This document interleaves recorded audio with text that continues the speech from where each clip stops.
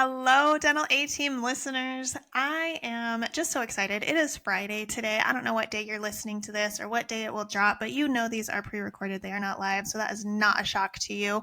This Friday is almost ending. I think we've got a couple hours left under our belt for both of us, but I get to end it with Miss Dana, and I have missed you, Dana. I was on vacation last week, and I feel like I barely saw you the week prior, and then this week has been crazy for both of us, and I love our time together. I think I scheduled this extra time just to chat next week because I miss you so much. So, Dana, you're rocking this outfit today. I told you that this morning on our morning huddle. Yes, we do morning huddles.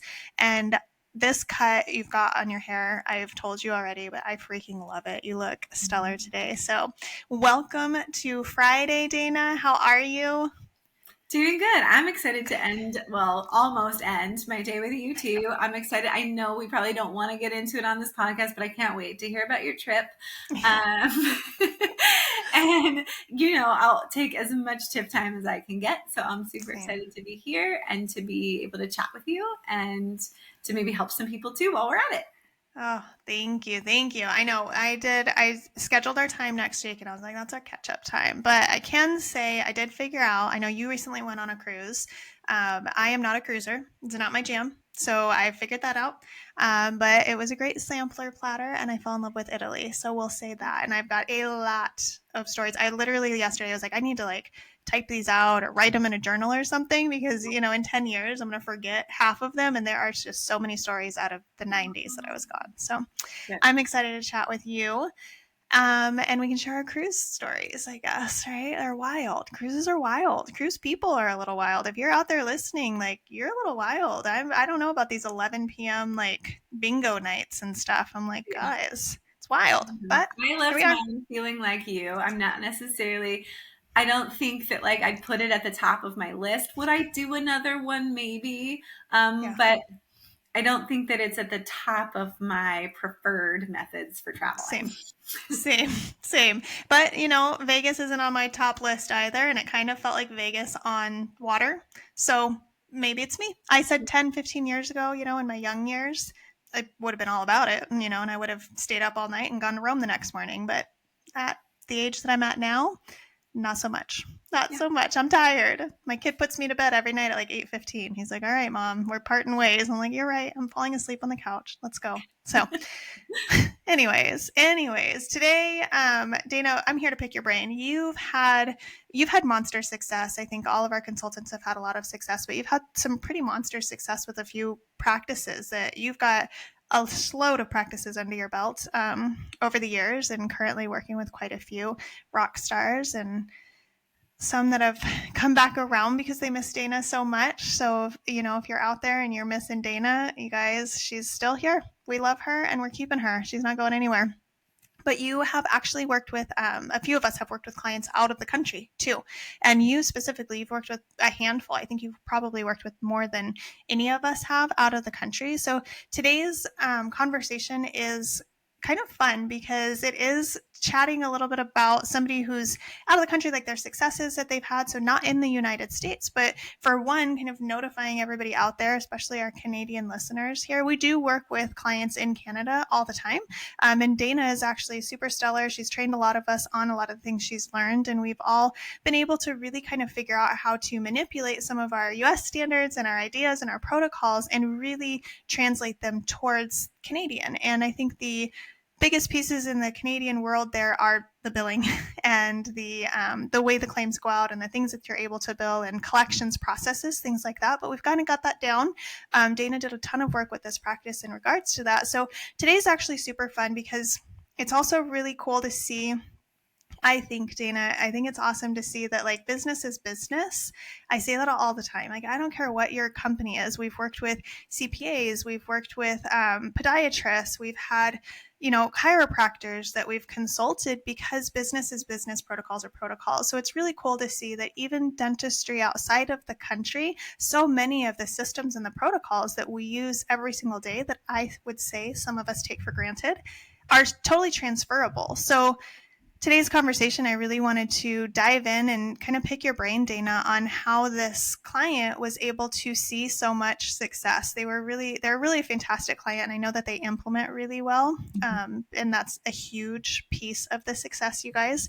If you come and we give you the tools and you don't implement them, I can't do it for you, right? So Dana, I know this client does really well in that aspect, but I mean, you took them. I mean, I'll let you tell the story, but their production, their collections kind of skyrocketed once you started really cleaning up some of those systems. Mm-hmm. Where do you feel like where do you feel like was the best starting point? Like I know you had like keyed in on some things, we always do, but what was their journey like?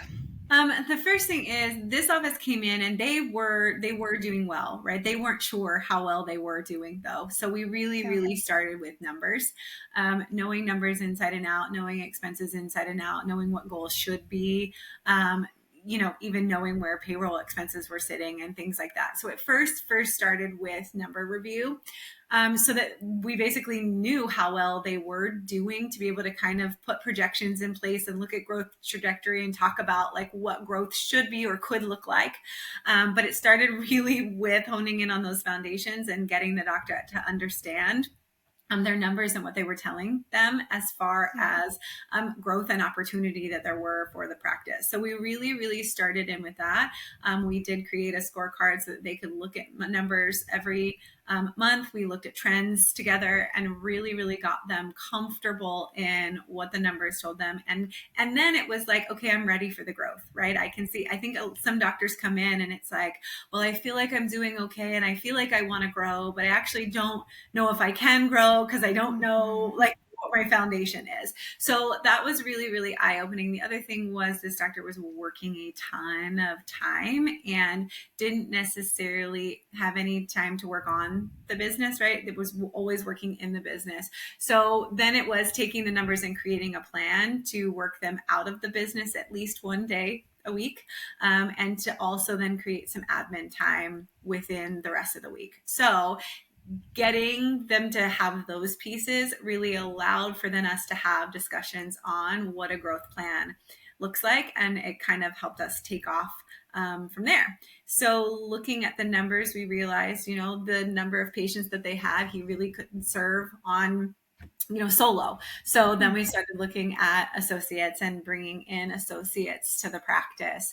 And then when associate schedules started to get full, it was like, what's next? And so then it was adding surgery services and sedation and getting hospital days. And so it was really, really fun. And then we got to a certain point of growth and it was like, oh, this is so much for me to manage. And then we built a leadership team. So there was just a lot of pieces that happened. But honestly and truly, practice came in at about 3.2 million and was projected to end that year at 5. Right. So wow. It was a ton of growth, but it honestly and truly started with knowing the numbers and knowing where the potential was and what we needed to do, what levers we needed to do to pull to make growth really happen. That makes sense. That makes so much sense. So the projections and that like growth plan that you did with them, how did you project that? So to know that you could take them from that 3.2 that they probably didn't even know they were accomplishing. It sounds like they were successful, but like you said, they didn't know their numbers. They didn't know how successful, which happens, I think, a lot for our clients, that we attract clients who are doing well and just don't know the space that is left to target. So how did you help them find that within that growth plan? Yeah, we first started just looking at like patient number because it was feeling like, yes, they were doing well, but being like schedules were jam packed. So looking at active patients and actually saying, hey, you do need to actually grow your hygiene department. Right. Yeah. So to be able to serve the patients you already have within the practice. So then we really honed in on how much hygiene time do we actually need, right, for this practice. And then looking at, and this is one thing that like where Canada does differ in their billing, especially for hygiene, they can bill for time, right? We bill for services in the US, they can bill for time. And it does still illustrate a point though, that when we're billing for what we're doing, time or not time, right, is important. So making sure that there are standard billing and for the US, right, it's not necessarily billing, it's actually like perio and what we recommend in the time that we have with the patient, but really getting them calibrated on that and really getting them all moving in the same direction. And then Yeah. I was expanding the hygiene department. Once we've expanded the hygiene department, then we needed the providers, right? We needed the Yeah. providers to do the restorative dentistry since we expanded the hygiene department. So we really started with hygiene and started with adding hours there, really making sure that we fine-tuned the billing process so that, you know, hygienists were producing really what they should be producing for their time. And then adding, again, the doctors in there for the restorative that came out of hygiene was just kind of where we started. Awesome. And it sounds like they were at a space then where I think a lot of doctors get to, or a lot of practices get to, where it's either I'm good and I'm going to like steady Eddie this and I'm going to stay where I'm at, or I want to continue growing. And I think a lot of doctors get to that space and they think I'm supposed to continue growing. And that's not 100% always the case. It's not necessary. You should continue to grow to keep up with inflation, obviously. But I think something that needs to be said is you don't have to add more hygiene. You don't have to add more doctors. You don't have to do all of those things. But if you want to continue to grow, you want to continue to see those numbers increase the way this practices did, that's a great step to take. And being able to first see all of the patients that you have currently, not even including, it sounds like, any new patients, we're just trying to handle the current load, I think is fantastic. And then, like you said, it sounds like you did a decent job really honing in, not just the billing, because we want to bill for time, right? I get that, but also honing in their perio protocols. So while you're increasing, well, we added, you know, you added associates, but while you guys were increasing the value on the doctor's side over there, you made sure, it sounds like, that hygiene was able to keep up with the increased production on the doctor's side. And I think that gets missed a lot, Dana, where it's like skyrocketing doctors and we're like, why is hygiene at 12% of our production now? Well, because we forgot to focus on them. And I think that's something you guys did really well. And I'm sure your hygiene background helped you see that this is an important space. So those perio protocols really, really helped, I'm sure. And how did their team do? A big scare I think doctors have is getting hygienists on board, or hygienists have a scare of maybe changing their thought process on a lot of those pieces. How did this practice do with implementing those changes in their perio department? They did a really good job, but I will say when we decided to kind of tackle that, we really booked out a set of meetings, right, where they really were able to work through it, to look at each other's patients, to look at what each other billed, to look at what each other did for those patients, to pull, you know, X-rays and FMPs and all of those things and really work through it together and really calibrate. They had, a series of, I think, a monthly meeting for 4 months, and really work through it together, as well as at that point we had a leadership team. And so having the lead hygienist really double check those things and have conversations with, some hygienists initially took it on really strong and they did really well. Other hygienists didn't do quite as well, quite as fast. And so just having individual conversations using some of the other hygienists as examples, and really letting those that were really strong give verbiage tips, give billing tips, give all sorts of tips to the hygienists who weren't as strong. And they really leveled up and learned from each other, which I was super proud of them for. That's awesome. That's awesome. So the planning and the prepping, I think, is key, and having those initial conversations, but then also having follow up, because I'm sure some of those conversations were, like you said, seeing the other patients and being able to see those spaces. But I'm sure some of those conversations were like, how did this go for you? And what was your case acceptance, or how many times have you talked about it? And how did that conversation go? And really kind of batting ideas back and forth. And I would venture to say you probably also had those meetings set up for the doctors too, where they're calibrating. You've got your owner doctor and your two associates who are calibrating, especially as you brought on more dental surgeries. And, it looks like you guys worked on hospital privileges and all kinds of things for them. But I'd assume, based on what I know, is that those doctors had to calibrate as well. So he's not only training doctors, training hygiene, but they're all kind of training each other. Is that what you saw? Yeah, it was. And that's why we really put leadership meetings in place. And the cool thing about this growth, like you said, you get to a point where you kind of have to choose, right? Do you want to stay where you are? And he did want growth, right? But he didn't want to necessarily take on more dentistry. And Mm-hmm. I think that was a key thing to really talk about is what does that long-term picture for you look like, so that as we build it, it gets you to those points. And so we knew it meant bringing on other doctors. We knew it meant expanding services in some ways to get the massive amounts of growth that was wanted, but without it being Him. right? Because Yeah.